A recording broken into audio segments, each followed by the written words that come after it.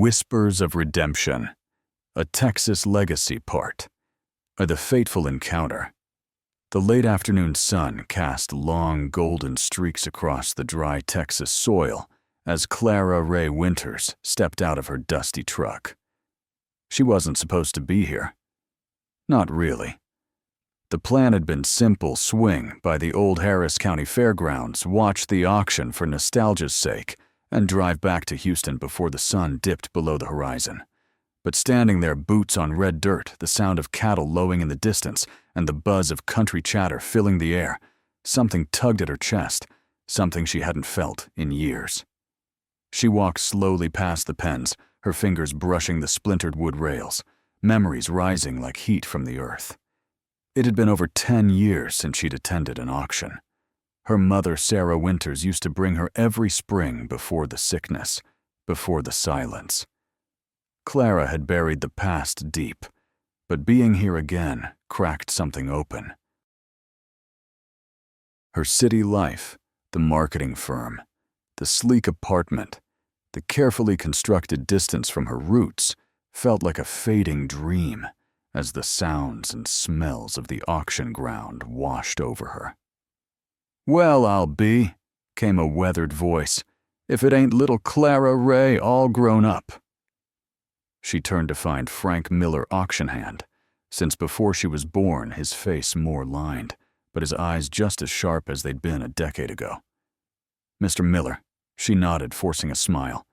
"Not so little anymore." "Your mama would be proud to see you," he said, tipping his hat. "She always said you'd find your way back eventually." Clara swallowed hard against the sudden tightness in her throat.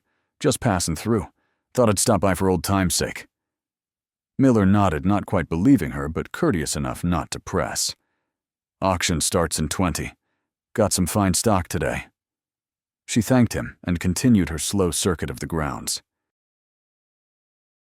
The fairgrounds hadn't changed much.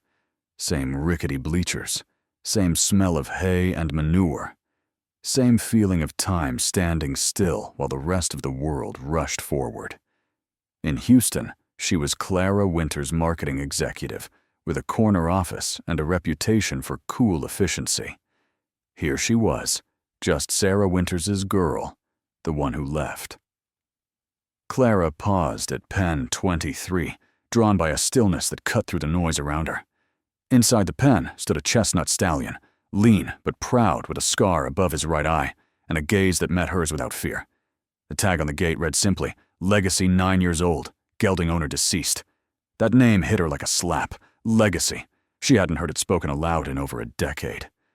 Not since her mother whispered it in her sleep during those final days. Clara's breath caught. Her mother had spoken of a horse with that name, her horse. But that couldn't be. That horse was long gone. Or so she'd thought.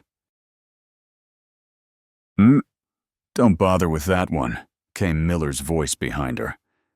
She turned to see him tipping his hat with a weathered grin. "Been through 3 owners this year. Spook's easy. Won't let nobody ride him. Damned near kicked the last fella's ribs in." But Clara didn't move. Legacy hadn't taken his eyes off her.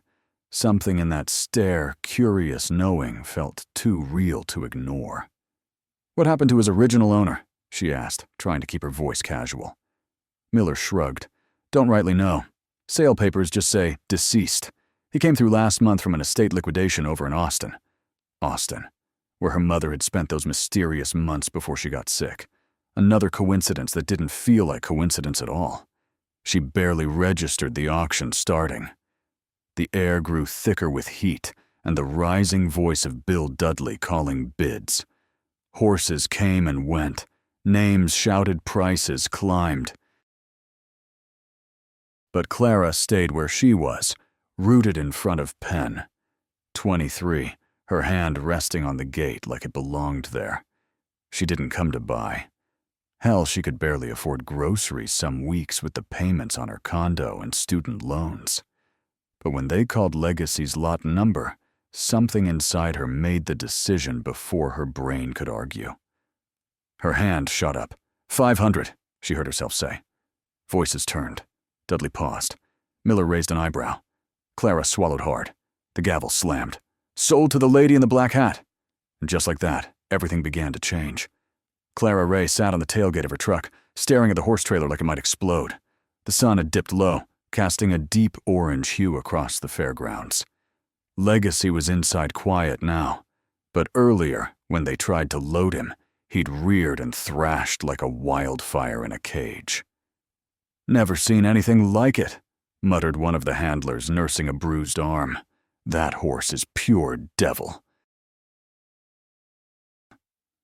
It had taken 3 men and a heavy rope just to get him halfway in, but the second Clara Ray stepped forward and whispered his name, the stallion froze. Then, as if recognizing her voice from some buried place, he'd walked into the trailer without a fight. Now Clara sat wondering what the hell she'd done. $500 she couldn't spare for a horse she couldn't handle with nowhere to keep him. Her tiny apartment in Houston's Midtown wouldn't exactly accommodate a half-wild stallion with a reputation for violence. As the reality of her impulsive decision sank in, her phone buzzed. Her boss wondering why she hadn't returned the client's calls. 3 missed messages from her date for that evening, a man her friend had set her up with the latest in a string of forgettable encounters. The city pulling her back like a tide. But the old feeling stirred as she stared at the trailer. Trees she hadn't seen in years swayed under a pink sky, and the wind smelled like dust and wild grass. The Winters ranch had sat untouched since her mother passed, its houseboards warped and paint peeled like sunburn. But the barn still stood, leaning and tired but solid. "Taking him to a boarding stable?" Miller asked, walking up with paperwork in hand.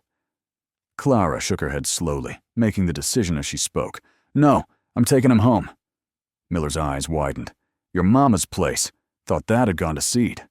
"It has," she said, "but the barn's still standing. You sure about this, Clara Ray? That horse ain't exactly a house pet, and that place has been empty for years." She wasn't sure, not at all. But something deeper than reason was driving her now. "I'm sure." Miller handed over the paperwork with a concerned frown. "Your mama always said you had her stubborn streak. Guess she was right." The drive to the old ranch took her down roads she'd sworn never to travel again. Each mile marker stripped away another layer of the life she'd built, the carefully constructed Clara, who wore tailored suits and spoke in marketing jargon, who kept her composure in boardrooms and never let anyone see her cry. By the time she turned onto the long dirt drive that led to the Winters ranch, twilight had deepened into dusk. The truck's headlights cut through the gathering darkness, illuminating the silhouette of the ramshackle house where she'd grown up.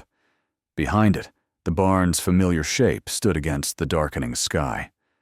The horse trailer rattled behind her truck as she navigated the overgrown path. When she finally stopped in front of the barn, silence fell thick around her. No distant highway noise, no neighbors, no city hum, just the sound of insects and the occasional call of a nightbird. Clara sat for a moment, hands gripping the steering wheel, gathering courage. Then she stepped out into the cool evening air and walked to the back of the trailer. Legacy stood quietly inside, ears pricked forward, watching her through the slats. "Well," she said softly, "we're here, for better or worse." She opened the trailer door, half expecting him to bolt or charge, but he simply stood waiting. Clara extended her hand slowly, and to her surprise, Legacy lowered his head and allowed her to slip a lead rope around his neck. The barn door protested with a groan as she pushed it open. Inside, moonlight filtered through gaps in the roof, illuminating dust motes that swirled in the still air. The place smelled of old hay and memories. Legacy stepped, slow nostrils flaring as he took in the smells. Hay, old leather, cedar. Clara watched his ears twitch. Then he stopped in front of the far stall, pawed the dirt once, and stood still. That stall had been Sarah Winters' favorite. The place where she used to brush her old horse for hours, humming hymns under her breath. A shiver ran down Clara's spine. "Do you remember this place?" she whispered, unsure who she was really asking. Legacy lowered his head and gave a low snort, soft and deep. It didn't feel random. It felt like an answer. And in that moment, Clara Ray's heart swelled with something she hadn't felt since she was 16 and belonging. Maybe it was all in her head. Maybe she just wanted to believe. But something in the horse's body and his stillness made her wonder if he knew things no one else could say. She didn't sleep that night. Curled up on the old couch inside the farmhouse, she listened to every creak and groan the night offered. Legacy had settled in without a fight, which surprised her more than anything. But the questions wouldn't leave her alone. How had he ended up at the auction? Where had he been for the last 10 years? And why had her mother whispered his name before she died, like it was a prayer or a warning? Morning came with a knock on the screen door. Sharp, quick, familiar. Clara Ray froze. Nobody visited out here. Not anymore. She opened the door to find a face she hadn't seen in 12 years. Ethan Parker holding a coffee thermos and wearing a look that said, "We need to talk." Clara Ray stared at Ethan like he was a ghost. He looked older, sure, broader shoulders, sun-worn skin, a few more lines around the eyes. But it was definitely him. The same Ethan Parker who used to sneak into the barn with her after school, who'd helped her build a rope swing by the creek, and who disappeared not long after her mama passed. Now he was here, standing on the same porch, where they'd once carved their initials into the railing, acting like no time had passed. "You going to say something? Or just let me stand here holding this coffee like a fool?" he asked, offering her the thermos with a crooked smile. She took it with a hesitant hand, the heat of the metal somehow grounding her. "Didn't expect to see you again," she said, eyes narrowing. "Let alone on my porch at sunrise." Ethan nodded slowly. "Didn't expect to be here either, but word travels. Heard you bought a horse yesterday. Chestnut scar over his eye. Name's Legacy, right?" Her stomach dropped. She didn't know how he knew that. The auction had been quiet. Small-town gossip moved fast, sure, but Ethan was supposed to be long gone. Last she'd heard he was working ranch security up near Dallas. "What do you know about him?" she asked, unable to hide the edge in her voice. Ethan's eyes shifted. "Not out here," he said. "Let's go see him." She hesitated, then led him toward the barn. The morning air was crisp, and the gravel crunched under their boots like brittle bones.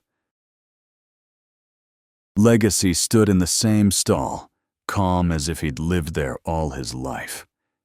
Ethan approached slowly, his hand resting on the top rail. For a moment, neither of them spoke. Then Ethan said, "This horse ain't just any rescue, Clara. I've seen him before. Years ago on a ranch near Austin. He was wild then. Dangerous." Clara felt a chill climb her spine. "You're sure it's the same horse?" Ethan nodded. "Same eyes, same spirit, same scar. But back then, they called him something else, and someone was trying to break him. Hard." Clara's heart beat faster. Her mother had once told her in one of those half-lucid moments before the end, "You'll know him by the eyes, baby. They never break if they're born for more." She hadn't understood what it meant at the time. But now looking at Legacy and Ethan, she wondered if her mother had known something none of them had. "I think someone's been hiding this horse," Ethan said, voice low. "And I think your mama knew why." The barn felt colder now, even with the Texas sun creeping through the cracks in the wood. Clara Ray leaned against the stall, her arms crossed tightly as Ethan ran a slow hand down Legacy's neck. The stallion didn't flinch. He just stood there calm like he was listening. Maybe he was. Maybe he remembered more than they did. Ethan's voice broke the silence.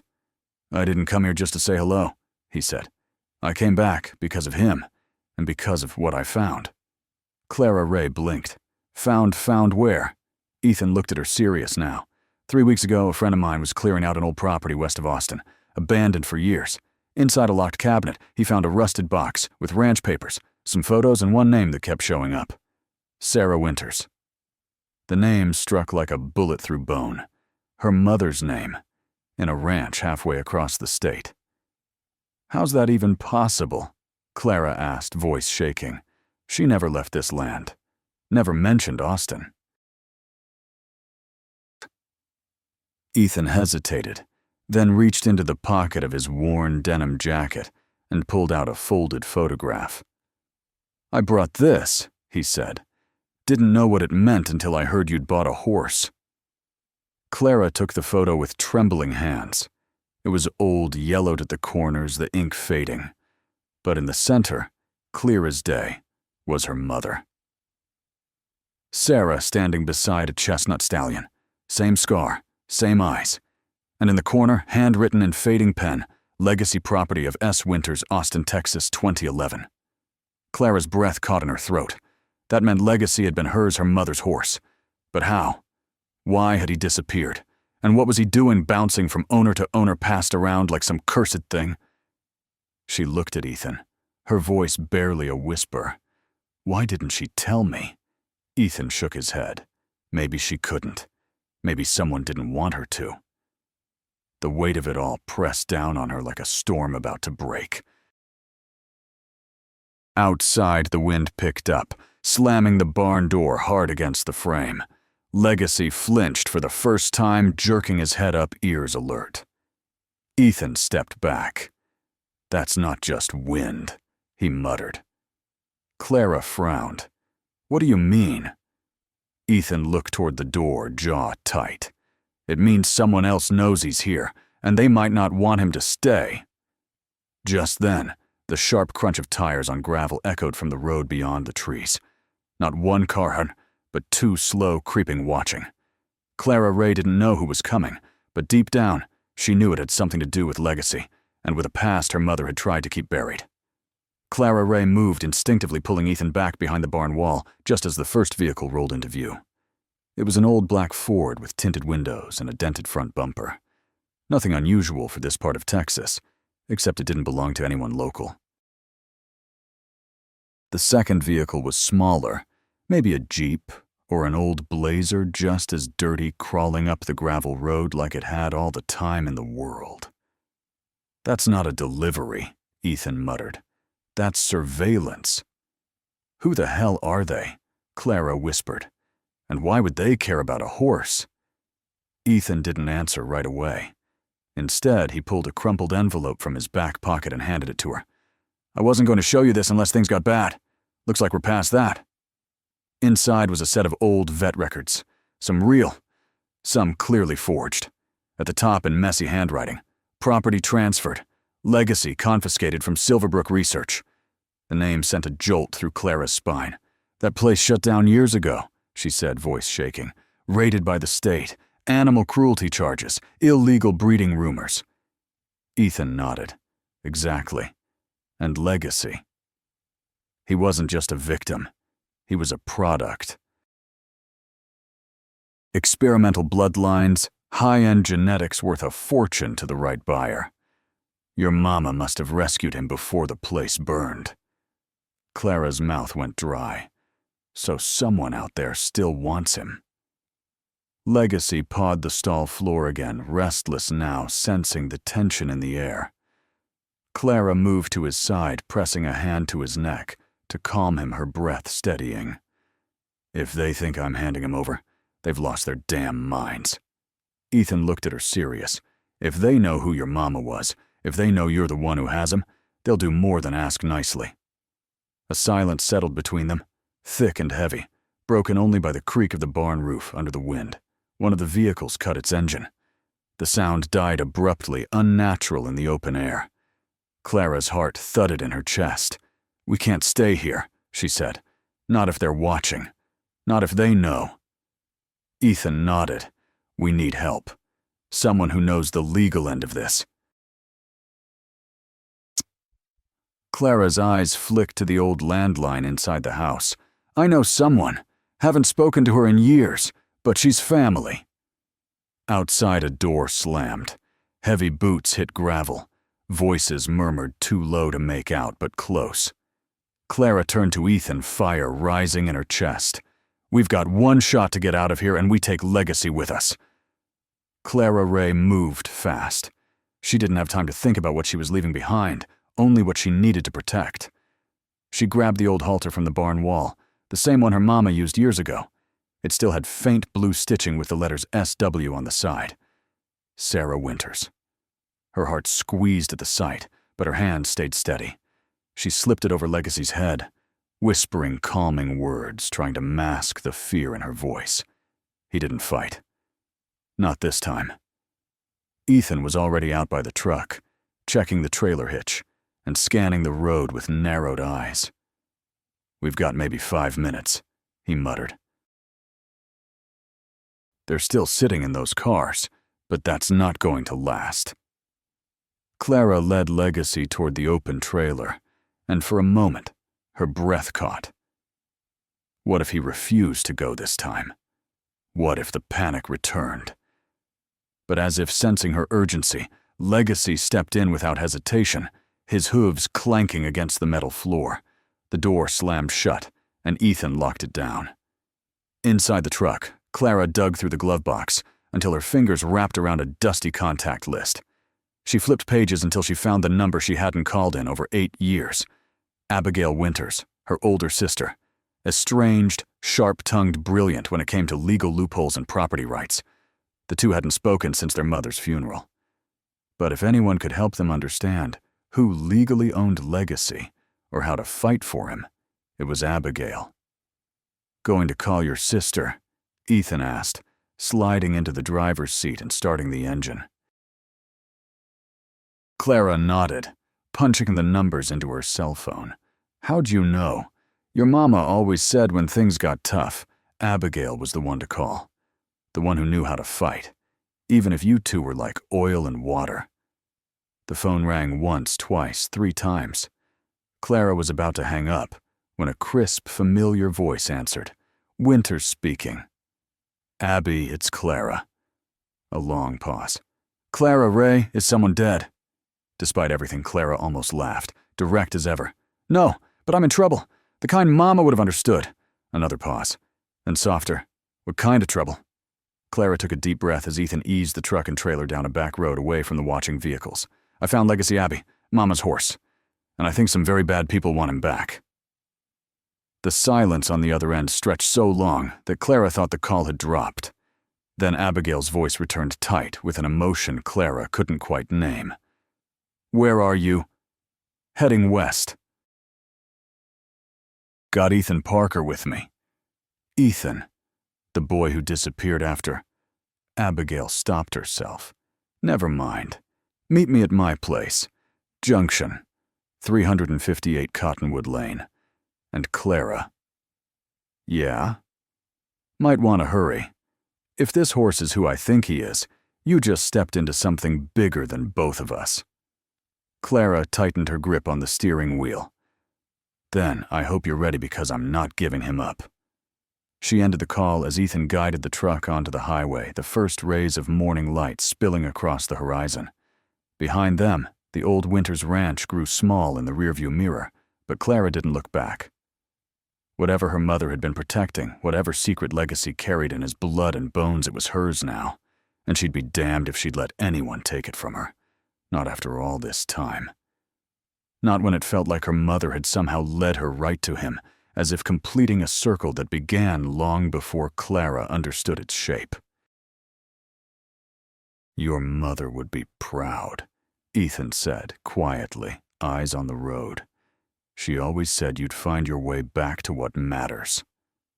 Clara watched the Texas landscape roll by, feeling more like her mother's daughter than she had in years. Maybe that's what she meant by legacy, she said. Not just a horse, a choice.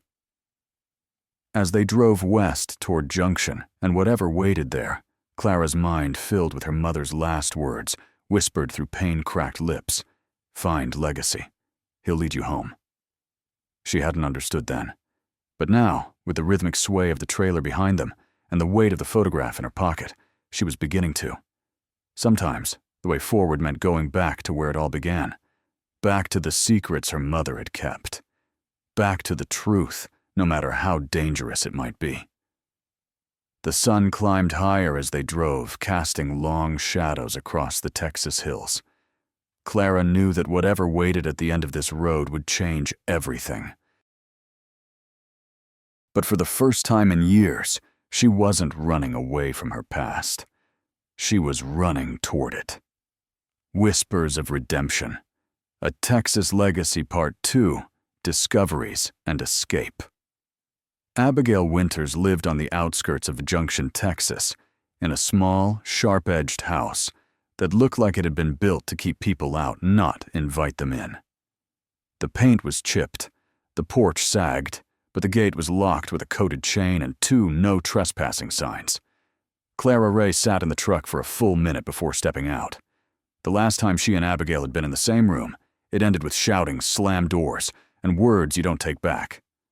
But now wasn't the time for pride. She had a horse in the trailer and people on her tail. Abigail stood on the porch when they arrived, arms crossed, her silver-streaked hair pulled into a tight bun. She didn't wave, didn't smile, just nodded once slow. "That him?" she asked, eyes on the trailer. Clara nodded. "His name's Legacy. Mama's horse." Or he was. She swallowed hard. "Ethan says he might have come from some breeding scandal. Says he might be worth something." Abigail snorted. "Might have. That horse ain't just a story, Clara. He's evidence." Her eyes narrowed. "Come inside. We've got work to do." The inside of the house was cluttered with law books, old maps, and stacks of county property records. Ethan followed Clara in silent as ever, while Legacy remained in the trailer under the shaded oak trees. Abigail spread out documents across the kitchen table. After the raid in Silverbrook, the state seized everything, but a few animals weren't accounted for. Legacy was one of them.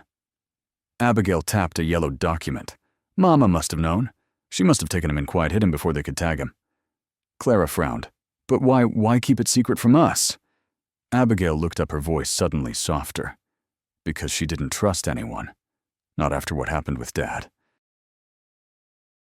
Not after the land got tangled in legal mess. She wanted one thing to be hers untouched." Clara swallowed hard. The pain of old memories resurfaced. Arguments about inheritance, hospital bills, the slow unraveling of their family. "So what do we do now?" Abigail straightened a stack of papers. "We register him properly under Mama's estate. That gives us a claim, and that means no one can just show up and take him." Clara exhaled. It sounded easy, but nothing in this world came without a cost, especially not when it involved land bloodlines and legacy. Outside, Legacy nickered softly, like he knew something was changing, like he'd been waiting for this moment longer than anyone else. But before they could begin the paperwork, Abigail's phone lit up with a text from an unknown number. Just 3 words: "We found you." The air inside Abigail's kitchen turned heavy the moment she read the message aloud. Clara Ray froze, her hand resting on the edge of the table. Ethan stood up fast, his chair scraping hard against the linoleum. "That's not a bluff," he said, already moving to the window. Outside, the wind had picked up. Leaves danced across the yard, but there were no trucks, no headlights, just that quiet before something breaks. "Who has your number?" Clara asked. Abigail didn't answer right away. She simply turned the phone so they could see it. The number was unlisted. No ID, just a message that shouldn't have found them so quickly. "Only people from the Silverbrook case would have known to look for me," Abigail finally muttered. "And only one of them would send a message like that." She walked to a drawer by the sink, pulled it open, and took out a Glock .45. Clara blinked. "Jesus, Abby," she whispered. "You keep that thing loaded." Abigail's eyes didn't flinch. "Darling, this is Texas. Of course I do." Ethan smirked despite himself, but the tension didn't lift. We need to move. If they know we're here, we're out of time. They stepped outside to check on Legacy. He stood calmly in the trailer, as if he were the only one who understood how serious this was, without panicking. Clara reached out and stroked his neck, and in the fading light, she could have sworn she saw her mother's eyes reflected in his. "He's part of something big," she said quietly. "Something Mama was protecting. Maybe it wasn't just about bloodlines or money. Maybe it was about what he meant to her, what he saw." Ethan looked around the property, his jaw tight. "There's a cabin in the hills," he said. "Belonged to my uncle. Off-grid. No cell signal. No neighbors. We could disappear there until we figure this out." Abigail didn't argue. "Give me 10 minutes to pull what I need. Paperwork, birth records, anything that proves he's ours. If they come, I'll stall." Clara shook her head. "You're not staying behind." But Abigail was already heading back inside. 10 minutes, Clara Ray. Then we move." 10 minutes passed like smoke and wind. They loaded the truck again, faster this time. Legacy didn't resist. He moved like he knew the road ahead was dangerous, but necessary. Clara climbed into the passenger seat, heart pounding, while Ethan turned the ignition. The truck roared to life. They backed out of the driveway just as headlights appeared in the distance, crawling up the road like eyes in the dark. Abigail stood on the porch, pistol at her side, chin high. As the truck disappeared into the night, Clara Ray whispered under her breath, "Don't let them take anything else." The cabin was hidden deep in the Davis Mountains, surrounded by thick mesquite trees, and silence so complete it rang in Clara Ray's ears. Ethan had been right. The place was off-grid, untouched by time. No electricity, no cell service, no sign of life, except for the stars above and the breath of the horse in the trailer. Legacy had handled the drive like a soldier, steady and silent. But now that they were parked and unloading, he shifted uneasily, his hooves scraping the ground, as if he felt something coming. Inside the cabin, Ethan lit a lantern and cleared a table. Clara spread out the documents Abigail had packed: birth certificates, veterinary reports, land deeds, with Clara Winters' name scrolled across the bottom. There it was, in black and white. Legacy had been born on a private ranch under a different name, then seized during the Silverbrook scandal. Somehow, Sarah had gotten to him first, falsified papers, and hidden him away. "She risked everything to keep him safe," Clara murmured. "But why?" Ethan ran a hand through his hair. "Because of what he represents. He's proof that people were doing things they weren't supposed to. Breeding programs, genetic modification, high-dollar horses sold to buyers overseas illegally. If anyone finds out you've got him, they'll either want to buy him or bury the evidence." Clara's stomach turned. She looked out the window where Legacy stood, his breath rising in clouds under the cold night sky. He didn't look like a weapon or a secret. He looked like family. Then came the sound that froze her blood, a faint crack of a branch. Not close, but not far either. Ethan snuffed the lantern instantly. Darkness wrapped around them like a second skin. "We're not alone," he whispered. Clara crawled to the window, heart hammering against her ribs. Down the slope, headlights moved between trees, slow, methodical searching. "They found us," she whispered. "How? How the hell did they find us?" Ethan pulled his rifle from beneath the floorboards and moved toward the door. "There's a back trail. We can take Legacy through the arroyo, head east, but we have to go now." Clara grabbed the files, stuffed them into her bag, and ran outside. Legacy stepped toward her instantly. No rope needed. It was like he'd been waiting. She threw the lead over his neck, her voice low and steady. "We're not losing you. Not now." Just as they reached the edge of the trees, a single voice rang out behind them, loud, calm, and familiar. "Clara Ray Winters," the man called. "You have something that doesn't belong to you." They turned slowly. In the silver moonlight stood a tall figure, his silhouette sharp against the night sky.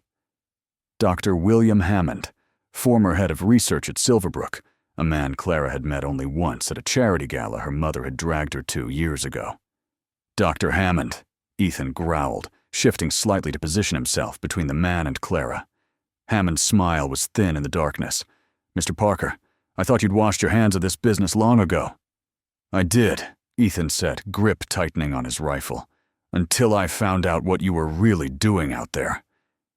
Hammond took a step forward and Clara felt Legacy tense beside her. The horse's nostrils flared, but he didn't bolt. He stood his ground like he was facing down an old enemy. "That animal," Hammond said, pointing to Legacy, "represents millions in research. Proprietary genetics. Work that could change everything we know about equine biology." "He's not yours," Clara said, her voice stronger than she expected. "He belonged to my mother. We have the papers." Hammond laughed, the sound hard and brittle in the mountain air. "Papers your mother forged. Clara Winters was many things, but honest wasn't one of them." Clara felt heat rise in her chest. "Don't you dare talk about my mother." "Your mother," Hammond said, stepping closer, "worked for me. Did you know that Clara Ray, before she got cold feet, before she decided to play hero and stole not just a horse, but all the research data too?" The world seemed to tilt beneath Clara's feet. Her mother working for Silverbrook. It couldn't be true. Clara Winters had been a high school biology teacher, a rancher's widow who kept to herself and raised her daughters on stubbornness and homemade bread. "You're lying," she said, but doubt had already crept in, cold and insidious. "Am I?" Hammond pulled out his phone, tapped the screen, and held it up.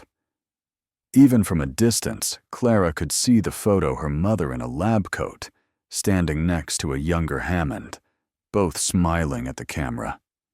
Sarah was one of our brightest, until she decided what we were doing was wrong. Ethan shifted his weight. "What exactly were you doing, Doc? Because from what I saw, it wasn't just standard breeding." Hammond's eyes gleamed in the darkness. "We were creating the future, Mr. Parker. Horses with enhanced stamina, improved disease resistance, extended lifespan. Military applications, of course, but medical ones too. Imagine the advances we could make with tissue regeneration alone." "And how many animals died in your trials?" Clara asked, her voice shaking with rage. "How many suffered? Is that why my mother took him? To save him from being another one of your experiments?" Hammond's expression hardened. "Your mother took a valuable asset and critical research data. Data that could have benefited millions. She was a thief, Miss Winters. Nothing more." The words hit Clara like a physical blow. But something didn't add up. If her mother had stolen Legacy to expose Silverbrook, why keep it secret? Why not go public with the evidence? Why hide the horse away for years? Tell no one, not even her daughters. "If Legacy is so valuable," Clara said slowly, "why didn't you find him sooner? It's been 10 years. Hammond's smile faltered. "Your mother was thorough in her deception, and after the fire we had other priorities. But now that he's surfaced, now that you've so helpfully registered him at an auction." Ethan took a step forward. "You're not taking him." Hammond sighed, as if dealing with unreasonable children. "I don't think you understand your position. This isn't just about one horse. Silverbrook may be gone, but our investors aren't. Nova Biologics has acquired all our assets, all our research. They want results." He gestured behind him, and Clara saw shapes moving in the darkness. Men with flashlights closing in a circle around the cabin, and "they've sent me to collect." Clara felt Legacy shift beside her, pressing closer, as if seeking protection or offering it. His warmth against her side steadied her, grounded her in the face of these revelations. "My mother must have had a reason," she said, more to herself than Hammond. "Something worth risking everything for." Hammond's expression softened with what might have been genuine regret. Sarah always did follow her heart over her head. It was her greatest strength as a researcher, and her fatal flaw. The way he said fatal sent a chill through Clara. The official cause of her mother's death had been cancer, but Sarah had declined so quickly, wasted away before their eyes in a matter of months. What did you do to her? Clara whispered, the terrible suspicion taking root. Hammond looked genuinely surprised. Mean nothing. Cancer is a terrible disease, Miss Winters. Some might even call it poetic justice. Taking her the way it took so many of our test subjects. Ethan's grip on his rifle tightened. You son of a bitch. Hammond shrugged. I'm simply here to reclaim property. Nova Biologics is prepared to be generous. $100,000 for the horse and any documents in your possession. Enough to restore that falling down ranch of yours, Miss Winters. Start fresh. Your mother would want that for you, I think. For one treacherous moment, Clara felt the temptation. The money would solve so many problems. The mortgage on her condo, the student loans, the ranch repairs, a clean slate. All for a horse she'd only just met. But then Legacy nudged her gently, his breath warm against her neck, and she knew it wasn't just about him anymore. It was about her mother, about the truth, about the choice between what was easy and what was right. No, she said, the word ringing clear in the mountain air. Whatever's in Legacy's blood, whatever my mother was protecting, it's not for sale. Hammond's face hardened. Then I'm afraid we'll have to take him, and anything else that might contain Silverbrook intellectual property. Clara's hand moved to her bag where the documents lay. She caught Ethan's eye, saw him give a nearly imperceptible nod. They had talked about this possibility on the drive up, sketched out an escape plan if things went south. Now, Mr. Parker, let's not do anything rash, Hammond said, noticing the exchange. There are 5 armed men surrounding this cabin. You have 1 rifle, and not even a particularly good one at that. True, came a new voice from the darkness. But I have a Glock, a shotgun in my truck, and a court order. Abigail stepped into view from behind a large mesquite tree pistol steady in her hand, face calm as stone. Clara had never been so happy to see her sister in her life. Miss Winters, Hammond acknowledged with a slight nod. I wondered when you joined this little reunion. Dr. Hammond, Abigail replied coolly. Still practicing science without ethics, I see. Still practicing law without a moral compass. Abigail smiled, sharp as a knife. Oh, I have a compass. It's just pointed at your throat right now. She pulled a folded paper from her jacket pocket. Federal court injunction, granted by Judge Holloway an hour ago. No one touches the horse pending a full investigation into Silverbrook research practices and the alleged theft of property. Hammond's confidence wavered visibly. How did you? I've been building a case against your company for 8 years, Abigail said, advancing slowly, ever since Mama told me what she'd done, what she'd found in your labs. The evidence is already with the FBI, the USDA, and 3 major news outlets. She glanced at Clara. I'm sorry I couldn't tell you, Clara Ray. Mama made me promise. Until Legacy surfaced, we had nothing but her word. Clara stared at her sister, feeling like the ground beneath her feet had shifted once again. You knew all this time. Not everything, Abigail admitted. Just enough to be dangerous, enough to keep looking. Hammond's face had gone rigid, calculating. His eyes darted between the 3 of them, then to the horse, then to the darkness where his men waited. You're bluffing. Try me, Abigail said, her voice like ice. Your men move on us that evidence goes public within the hour. Nova Biologics stock will be worth less than dirt by morning. I imagine your new employers won't be pleased about that. The standoff stretched taut as a wire. Clara held her breath, one hand on Legacy's neck, feeling his pulse race beneath her palm. Finally, Hammond stepped back. This isn't over, he said, his voice low with promise. The horse is too valuable. The research too important. It's over tonight, Abigail replied. and that's all that matters right now. Call off your men, Dr. Hammond. Walk away while you still can." For a moment, Clara thought he might refuse, might give the order to attack anyway. But then Hammond lifted his hand in a gesture of reluctant surrender. "Fall back," he called his eyes, never leaving Clara's. "We're done here. For now." One by one, the flashlights retreated into the darkness, until only Hammond remained a solitary figure in the moonlight. "Your mother thought she was saving the world," he said, his voice almost sad. "But some things are bigger than one woman's conscience.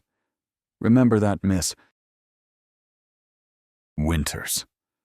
Then he, too, turned and disappeared into the night, leaving the three of them alone with Legacy under the vast Texas sky. Clara's knees nearly buckled with relief.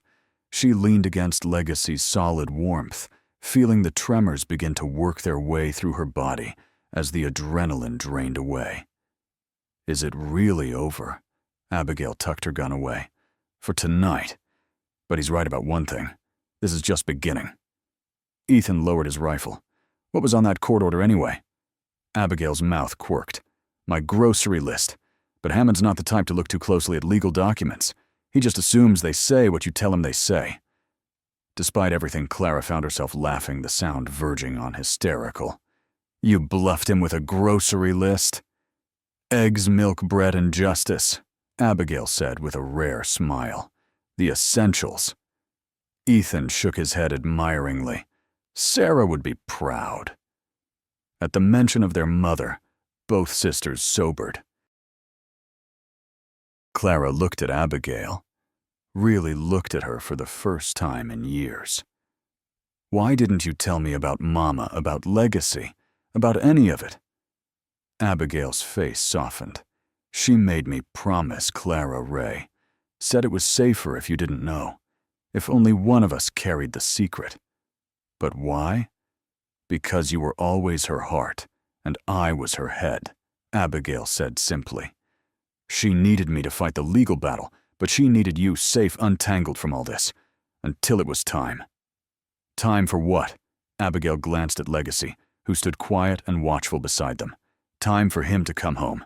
Time for the truth to come out." She reached into her bag and pulled out a sealed envelope yellowed with age, Sarah Winters' handwriting on the front. "For Clara Ray when Legacy returns." Clara took the envelope with trembling hands, feeling the weight of secrets contained within. "Did you read it?" Abigail shook her head. "It wasn't for me." Ethan cleared his throat. "We should move inside." Hammond may have backed down, but I don't trust him to stay gone. And we need to decide what to do next. Clara nodded, tucking the unopened letter into her jacket pocket. "Not here. Not now." Whatever her mother had to say deserved more than a rushed reading in the aftermath of danger. "Let's get Legacy settled first. He's been through enough tonight." Together, they led the horse to a small corral behind the cabin, made sure he had water and feed, then went inside where Ethan rekindled the fire in the old stone hearth. The warmth drove back the chill of the night and of Hammond's revelations.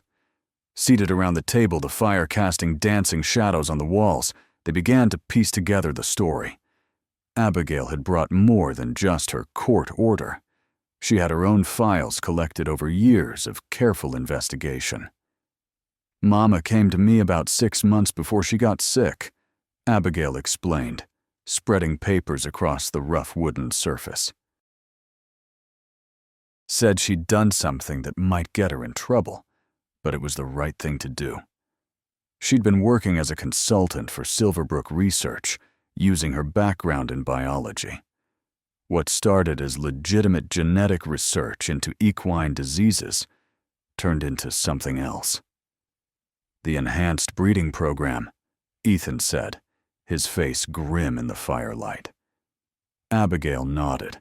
"They were trying to create super horses. Stronger, faster, more endurance than any natural breed. Military applications at first. Imagine cavalry that could run twice as long without tiring, withstand extreme conditions." "But that's not all they were doing," Clara guessed, remembering Hammond's words about tissue regeneration. "No," Abigail confirmed. They discovered something unexpected in one of their test subjects, a genetic anomaly that allowed for accelerated healing, tissue that could regenerate at rates previously unseen in mammals. Legacy, Clara breathed, looking toward the door, as if she could see through it to where the horse rested outside. Legacy, Abigail agreed, or Subject L7, as he was known then. Mama said they were pushing the testing too far, causing deliberate injuries to document the healing process. When she protested, they removed her from that part of the project. But she had already seen too much. So she took him, Ethan said, and the research data, all of it, loaded it on a flash drive, falsified transfer documents, and disappeared with the horse in the middle of the night. She hid him at a friend's ranch near Austin, then brought him home when she thought it was safe. Abigail's face darkened, but it wasn't safe. Not for long. Clara felt cold despite the fire's warmth. The cancer. Abigail met her eyes, and Clara saw the same suspicion there that had formed in her own mind. It came on so suddenly. Aggressive. Untreatable. The doctors had never seen anything like it. You think Hammond? Clara couldn't finish the question. I can't prove anything, Abigail said, but the timing was too convenient. And Mama told me once near the end to watch for anyone who came looking for legacy. Said they wouldn't stop until they had what they wanted. The healing factor in his blood, Clara said, understanding dawning. That's why he's worth millions to them. Not just for military horses, but for human applications. Regenerative medicine. Ethan nodded slowly. Imagine what pharmaceutical companies would pay for that. Or governments. But why didn't Mama go public with the evidence? Clara asked. Why hide it all away, keep legacy secret? Because the evidence implicated more than just Silverbrook, Abigail said, tapping a folder. Government contracts, military funding. Powerful people who wouldn't want this getting out. She was trying to protect us, protect herself. She was going to take it to the right people when she had everything in order. But then she got sick. Clara sat back, trying to absorb it all. Her mother, the quiet, stern woman who taught biology and tended her garden, had been a whistleblower, a thief of corporate secrets, a protector of something far bigger than any of them had realized. And now it's on us, she said quietly, to finish what she started. Abigail nodded. It won't be easy. Hammond was right about one thing. Nova Biologics has deep pockets and long reach. They've acquired all of Silverbrook's assets, including their research. They'll want legacy, and they'll want the data. Do we have the data? Ethan asked. The original research. Some of it, Abigail said. What Mama gave me before she died. But not all. Clara's hand went to the letter in her pocket, feeling its weight like a stone. Maybe we do, she said. Maybe Mama left us a map to follow. A legacy of her own. Outside, Legacy nickered softly, as if in agreement. As if he had been waiting for this moment all along. Clara Winters looked at her sister, and at Ethan, feeling the weight of her mother's secrets, her mother's courage settling onto her shoulders. Whatever came next, whatever truths the dawn would bring, she knew one thing for certain: she was done running from her past. It was time to claim her legacy. Whispers of Redemption, A Texas Legacy Part 3, Facing the Truth. Dawn broke over the Davis Mountains, painting the limestone cliffs in hues of gold and amber. Clara Ray stood on the cabin's narrow porch, her mother's unopened letter heavy in her hands. She'd been awake for hours, watching the stars fade, and listening to Legacy's occasional soft nickering from the corral. Inside, Abigail and Ethan still slept, exhausted from the night's confrontation. Clara envied them that peace. Her own mind had churned relentlessly with questions, with doubts, with the unsettling feeling that everything she thought she knew about her mother had been a carefully constructed fiction. She ran her thumb over the yellowed envelope, Sarah Winters' handwriting, so achingly familiar. For Clara Ray when Legacy returns. Not if, but when, as if her mother had known this day would come, as if she'd been planning for it all along. Taking a deep breath, Clara broke the seal and unfolded the brittle pages inside. My dearest Clara Ray, if you're reading this, then Legacy has found his way back to you, just as I always believed he would. There are so many things I should have told you, so many truths I kept hidden to protect you. But protection often comes at the cost of understanding, and perhaps that was my greatest mistake. What I'm about to share will change how you see me, and I can only hope you'll find it in your heart to forgive an old woman her secrets and her sins. Clara paused, her hands trembling slightly. In the corral, Legacy lifted his head as if sensing her distress, his intelligent eyes fixed on her across the distance. She nodded to him a small gesture of reassurance and continued reading. I was never just a biology teacher. Before you girls were born, before I met your father, I worked for the government, specifically a classified research division focused on biological enhancements. My work there led me to Silverbrook years later when they approached me as a consultant. They told me they were developing therapies for equine diseases, a noble cause, a lie. What I discovered was a program to create what they called superior specimens horses, engineered for military application with altered DNA that allowed for extraordinary strength, stamina, and healing abilities. But there were consequences they hadn't anticipated: mutations, suffering, and in the case of Legacy, something miraculous. Legacy was born of one of their experimental lines, the 7th in a series. But unlike the others, his genetic alterations expressed differently. His healing factor was unprecedented wounds that would cripple another horse healed in days. Broken bones mended in weeks instead of months. And in his blood, we found something else, cells with remarkable regenerative properties that could potentially be adapted for human use.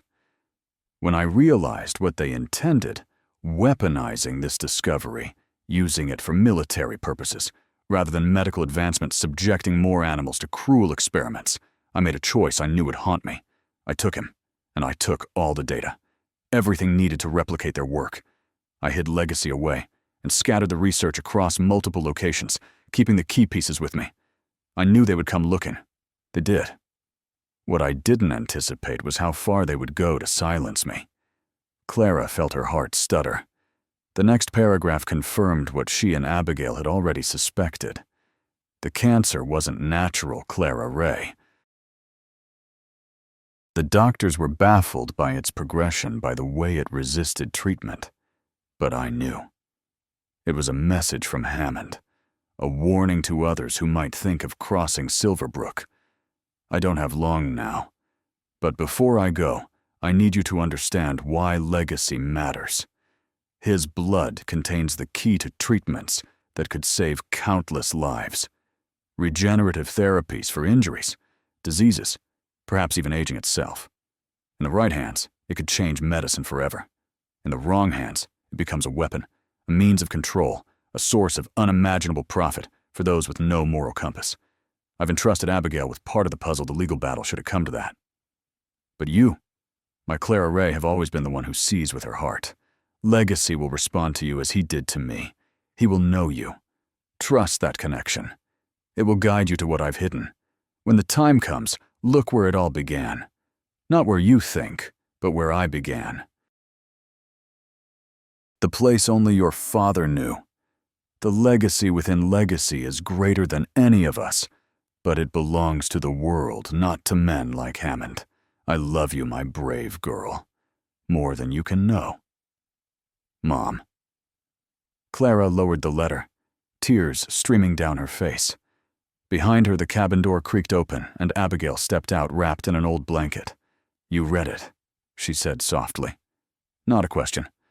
Clara nodded, unable to speak through the knot in her throat. Abigail sat beside her on the porch steps, her usual sharpness softened by the early morning light. What did she say? Clara handed her the letter, watching as her sister's expression changed from curiosity to grief to steely resolve as she read their mother's words. "She knew," Abigail said finally, her voice barely audible. "She knew they killed her." "And she still kept fighting," Clara replied, finding her voice. She still believed the truth would come out someday. "Look where it all began," Abigail read aloud. Where she began. What does that mean? Clara shook her head. "I don't know. Something about a place only Dad knew." Their father, Robert Winters, had died when Clara was just 14. A heart attack that came sudden and cruel, leaving Sarah to raise 2 daughters alone on a struggling ranch. He'd been a quiet man, devoted to his family and his land, but not given to sharing many stories about his life before Sarah. "Dad never talked much about Mom's past," Abigail said, frowning. "At least not to me."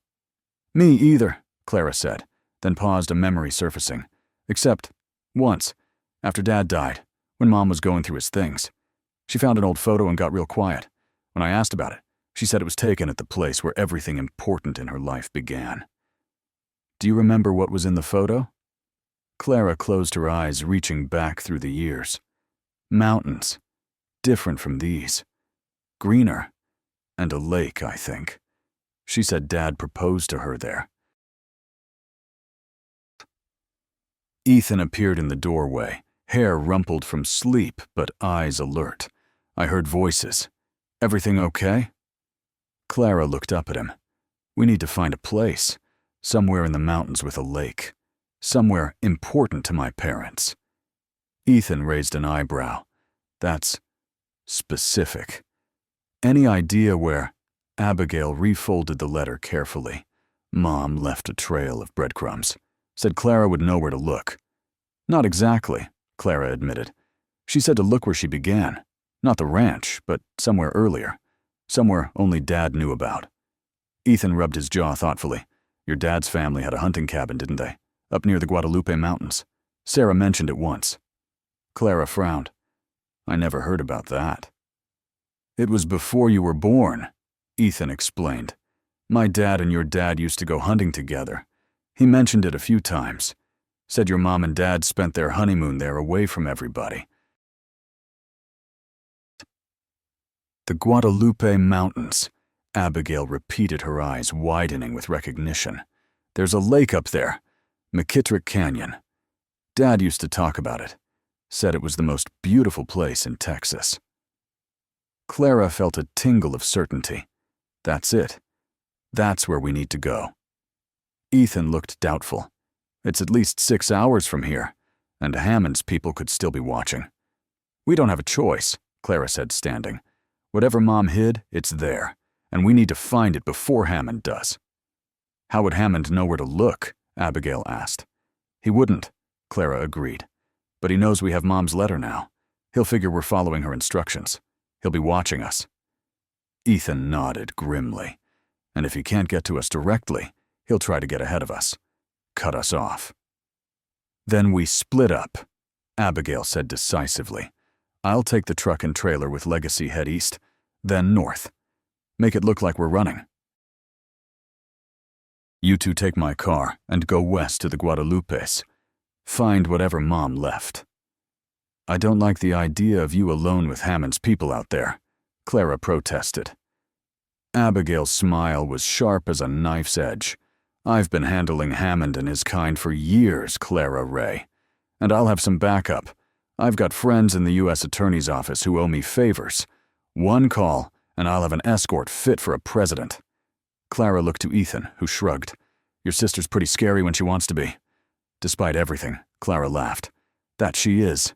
She turned to Abigail, suddenly serious. "Be careful. Legacy is the physical evidence. They'll want him more than anything." "Let them try," Abigail said, the steel back in her voice. "I've been waiting 10 years to nail Hammond to the wall. This might be my best chance." They spent the next hour preparing. Abigail made her calls, securing a rendezvous with federal agents at a checkpoint near Fort Stockton.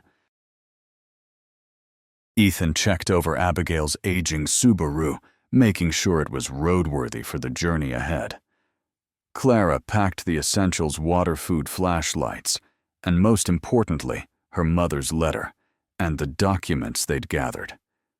As the sun climbed higher, they gathered one last time by the vehicles. Clara approached Legacy, who stood alert in the trailer watching the preparations with intelligent eyes.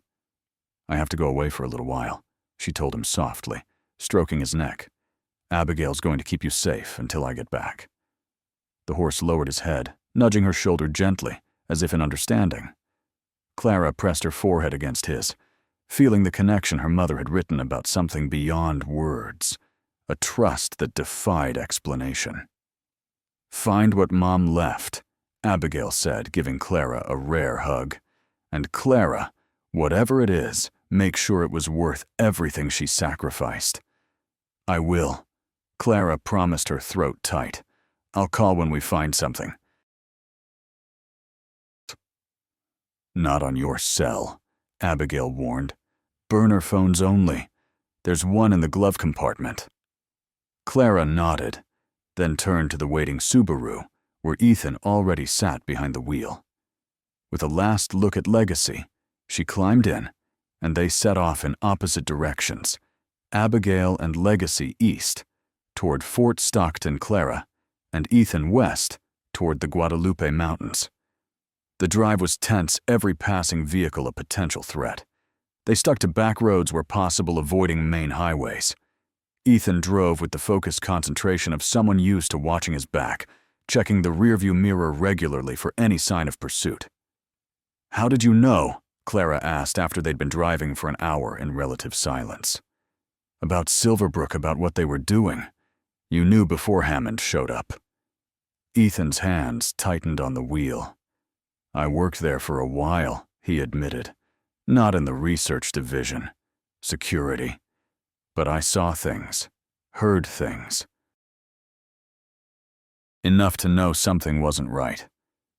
"Is that how you knew my mother?" He nodded. "She came to me about a month before she took Legacy. Said she needed someone she could trust. Asked me to help her get some files out." "And you did."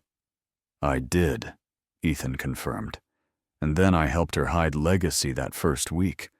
Got him to her friend's ranch outside Austin. After that, she said it was safer if I disappeared for a while." "So I did." Clara studied his profile. "Why did you come back after all these years?" Ethan was quiet for a long moment. "When I heard about the auction about a horse matching Legacy's description, I knew Hammond would be watching. I couldn't let you face that alone, not after everything your mother did to protect him." "After everything we lost," Clara said softly. Ethan glanced at her. "I should have been there, Clara, after Sarah got sick. I wanted to come back, but by then Hammond was watching me too. It wouldn't have been safe for any of us." Clara nodded, understanding better now the forces that had shaped their lives torn them apart. "Well, you're here now. That's what matters." They reached the Guadalupe Mountains as the afternoon sun began its descent. The stark, majestic peaks rose from the desert floor like ancient sentinels, their limestone faces catching the golden light. McKittrick Canyon lay on the eastern edge of the range, a hidden oasis of maple and oak trees amid the arid landscape. The visitor center was closing when they arrived, but Ethan charmed the ranger into giving them a map and directions to the trailhead. "Just doing some sunrise photography tomorrow," he explained with an easy smile that Clara envied. She'd never been good at deception at the casual lie. Another way she differed from her mother, it seemed.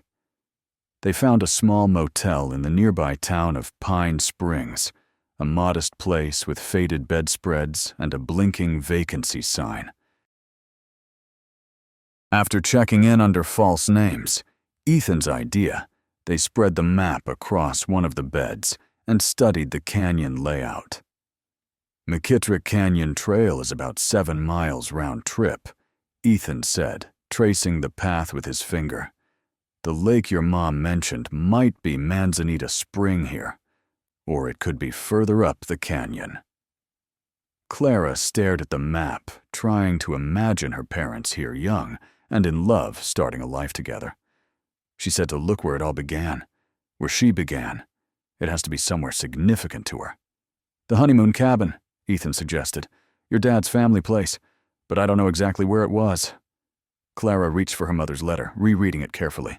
Look where it all began. Not where you think, but where I began. There's something here we're missing. She paused, a thought taking shape. My parents' wedding anniversary was April 22nd. Mom always made a big deal about it, even after Dad died. She'd make his favorite meal put on her wedding dress. April 22nd, Ethan repeated. That's Earth Day, Clara finished. Mom was a biologist, environmentalist. She met Dad at an Earth Day celebration at the University of Texas. She told me once that's when her real life began. Ethan's eyes lit with understanding. The Pratt cabin, he said, in McKittrick Canyon. It was donated to the park by a geologist who wanted to preserve the canyon's natural beauty. Your mom would have known about it. Clara felt a surge of certainty. That's it. That's where we need to look. They decided to set out at first light when the canyon would be coolest and least crowded. Sleep came fitfully to Clara, her dreams filled with her mother's voice, with Legacy's knowing eyes, with Hammond's menacing presence always at the edges. She woke before dawn, the motel room gray with pre-morning light. Ethan was already up, making instant coffee in the tiny bathroom cups.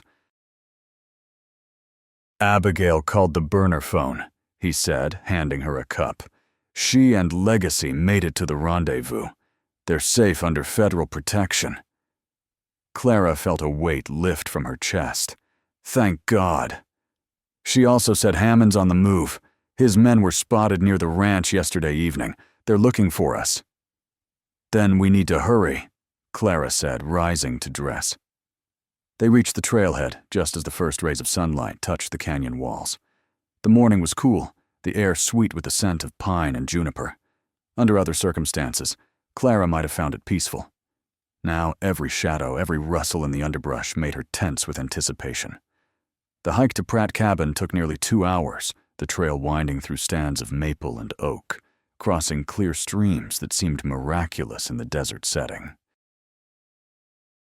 When the cabin finally came into view, a simple stone structure nestled against the canyon wall, Clara felt a strange sense of recognition, as if she'd been here before, in dreams perhaps, or in stories her mother had told. It's beautiful, she said softly, understanding why this place would have been special to Sarah. The cabin was open to visitors, part of the national park. Inside it was cool and dim, furnished sparsely with period pieces from the 1930s, when the geologist Wallace Pratt had built it as a retreat. Clara moved through the room, slowly looking for anything that might signal a hiding place, any mark her mother might have left. What exactly are we looking for? Ethan asked, keeping watch by the door. I don't know, Clara admitted. A safe deposit key, another letter, coordinates. Mom was methodical. She would have left something concrete. They searched the cabin thoroughly, checking behind picture frames under floorboards and crevices between stones. Nothing. Clara felt frustration mounting. They were missing something obvious. Your mom was a scientist, Ethan said, thinking aloud. She wouldn't have hidden something inside the cabin itself. Too many people coming through. Too risky. Then where? Clara asked, looking around helplessly. Somewhere only someone who knew her would look. Somewhere with meaning. Clara stepped outside, surveying the small clearing around the cabin. The morning sun now illuminated the entire canyon, turning the limestone walls to gold. On the far side of the clearing, a massive oak tree spread its branches wide, offering shade. Something about it pulled at Clara's memory. She walked toward it slowly, aware of Ethan following behind. At the base of the tree, a small brass plaque was mounted on a stone. Wallace Pratt Memorial Oak, it read. Planted Earth Day, 1972.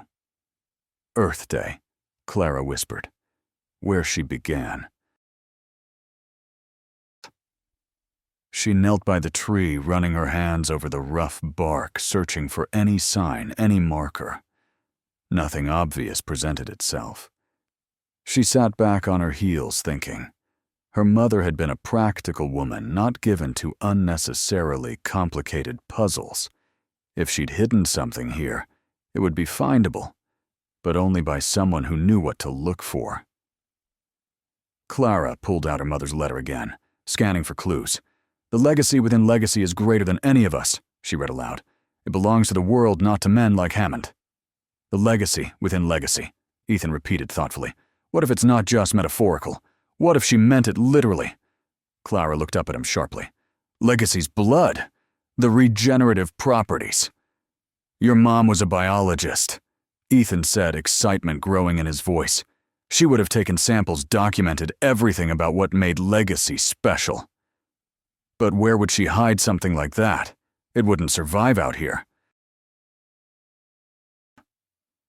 Clara's gaze fell on the plaque again.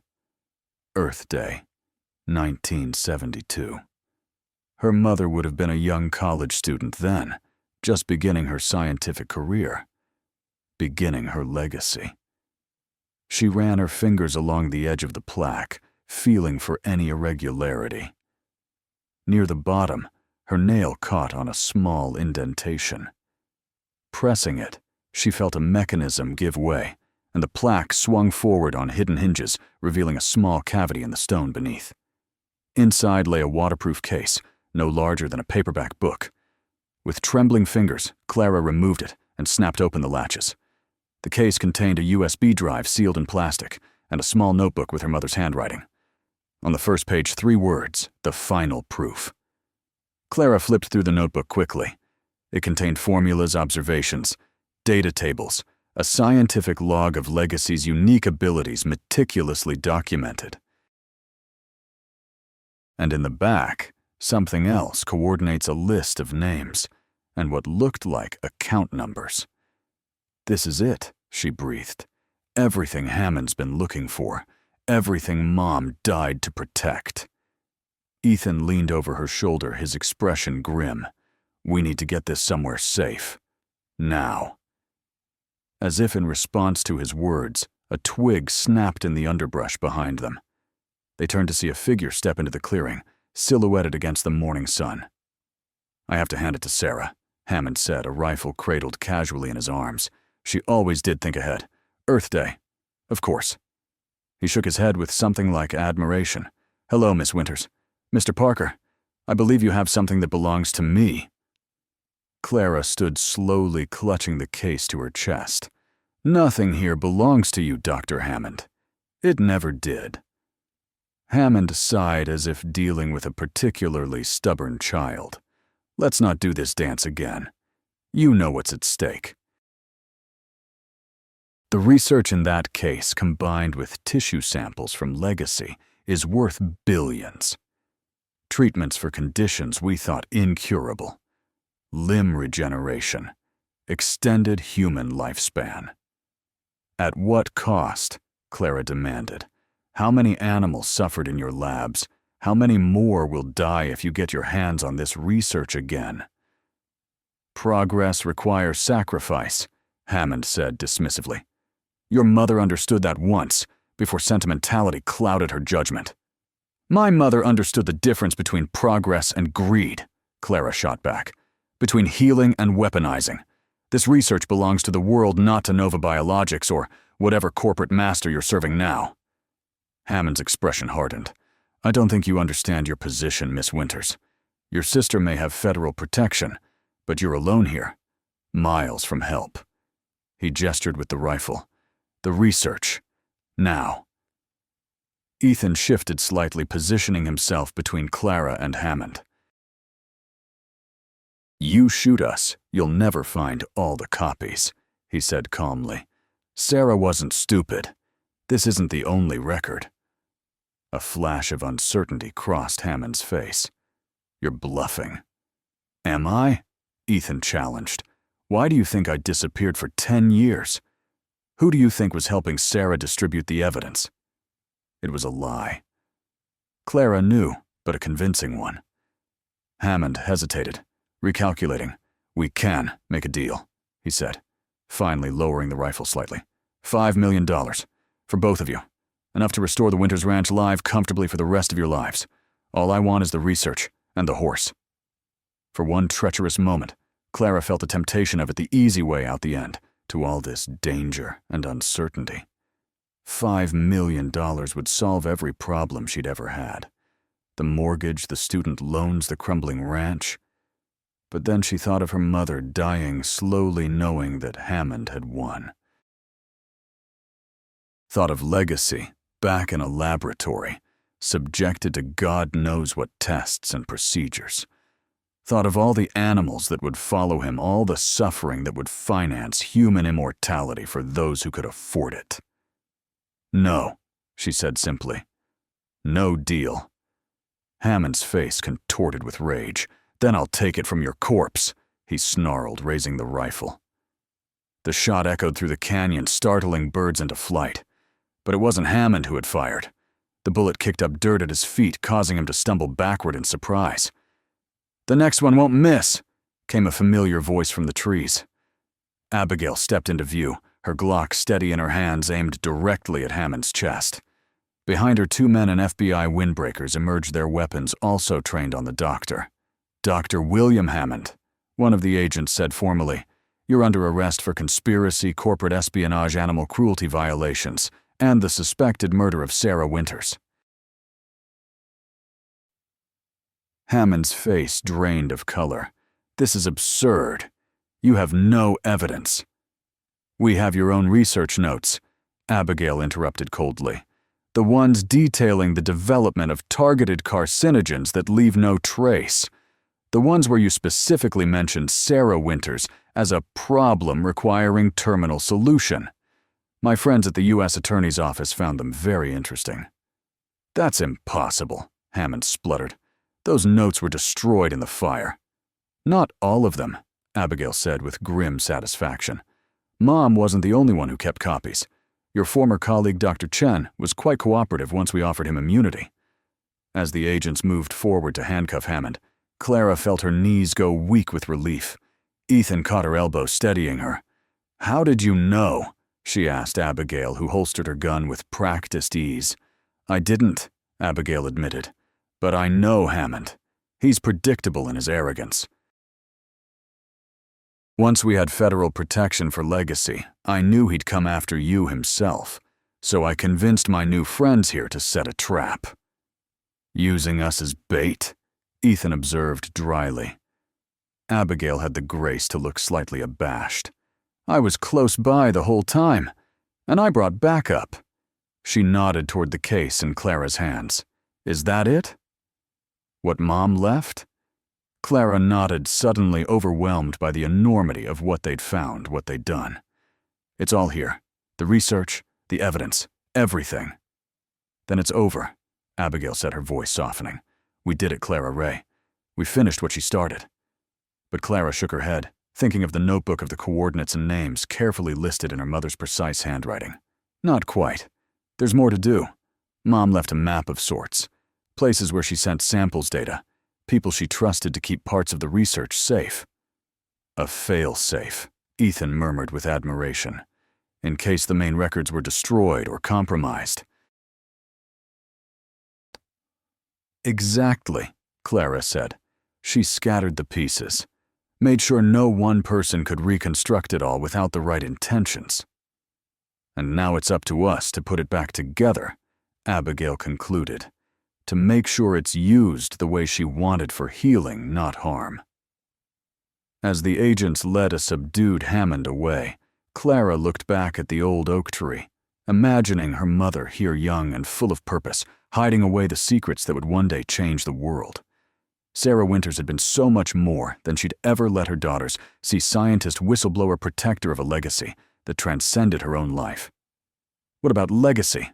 Clara asked, suddenly realizing she hadn't seen the horse. "Is he safe?" Abigail smiled. "He's fine. Back at the ranch with a team of federal agents for company. Seems he's quite the celebrity now. The miracle horse that could change medicine forever." "He's more than that," Clara said softly. "He's family. 3 months later, Clara Winters stood on the porch of the restored ranch house, watching Legacy run free in the pasture, his chestnut coat gleaming in the late afternoon sun. The scars remained the one above his eye, the ones on his legs where Silverbrook's tests had marked him, but they didn't slow him, didn't diminish the power and grace of his movement. Behind her, the screen door creaked open, and Ethan stepped out carrying 2 glasses of iced tea. He handed one to Clara and stood beside her at the railing, their shoulders just touching. "Abigail called," he said. "The University of Texas Medical Research Team is ready whenever we are. They've set up the protocols exactly as your mom specified." Clara nodded, watching Legacy circle the pasture in a final burst of speed before slowing to a trot. And the legal protections, all in place. The Clara Winters Foundation controls all patents and applications. Any medical treatments developed from Legacy's cells will be affordable and accessible to everyone, not just the wealthy. Hammond's old partners at Nova Biologics are furious, but there's nothing they can do. The evidence against them is too strong. Clara smiled, feeling a peace she hadn't known in years. Mom would be proud of all of us. Ethan slipped an arm around her waist. "She'd be proudest of you. You never gave up, even when it would have been easier." In the pasture, Legacy lifted his head, catching sight of someone coming up the drive. Abigail's car, right on time for dinner. The weekly family meal had become a tradition in the month since Hammond's arrest. Slowly, carefully, the sisters were rebuilding what had been broken between them, learning to be family again. As Abigail parked and stepped out, Legacy trotted over to the fence to greet her, nickering softly. She paused to stroke his neck, murmuring something to him that made him toss his head as if in agreement. "He still surprises me," Clara said, watching the interaction. "How much he understands. How much he remembers. He carried your mother's legacy all these years," Ethan said, "waiting for the right time, the right person."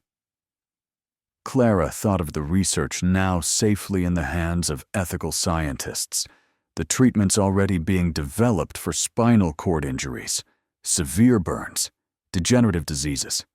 Clara Winters' final gift to a world preserved in the blood and tissue of one extraordinary horse. "Not just her legacy," Clara said softly. "Ours too. What we choose to do with it." As Abigail joined them on the porch, the 3 stood together watching Legacy return to his grazing content and at peace on the land where he'd always belonged.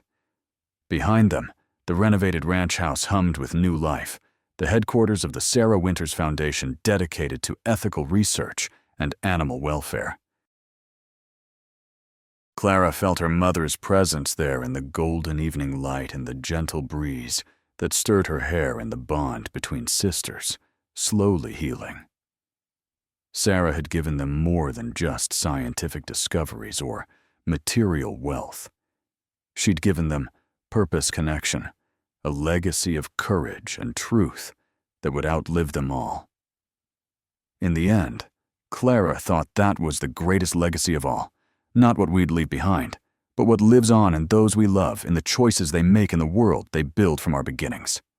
Legacy lifted his head once more, his gaze finding Clara's across the distance, intelligent and knowing. In his eyes, she saw the past and the future intertwined like strands of DNA, the legacy within legacy finally home where it belonged.